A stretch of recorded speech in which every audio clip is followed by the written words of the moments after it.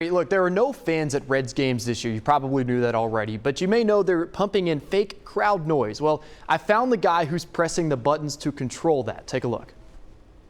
The Reds weren't sure at first how they would make the crowd noise sound authentic in an empty stadium. We tried to do crowd noise internally at first, just with our full-time staff, like, okay, I can do this job in the control room and maybe do some crowd noise too.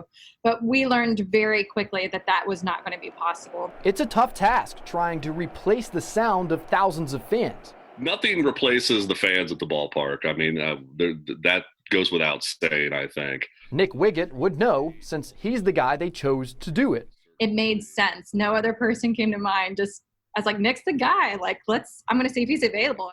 And I laughed and I said, you don't even know that that's something that I actually wanted to do and did not know whether or not somebody on our crew would be doing it. The Reds gave him an iPad with pages of buttons, each one a different crowd response. But there's about 30 reactions, and there are no boos, which thank goodness, because I would not have the gall to be able to boo anybody. So with the push of a button, the crowd erupts.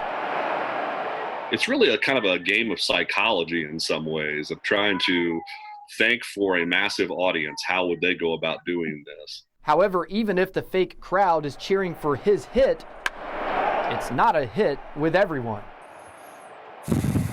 I'm guessing somebody not in uniform decided to put crowd noise up. The seats may be empty, but you wouldn't know it by listening. I hope that in some form or fashion, I can successfully replicate to a point what it would sound like if we did have those thousands of fans in the stands.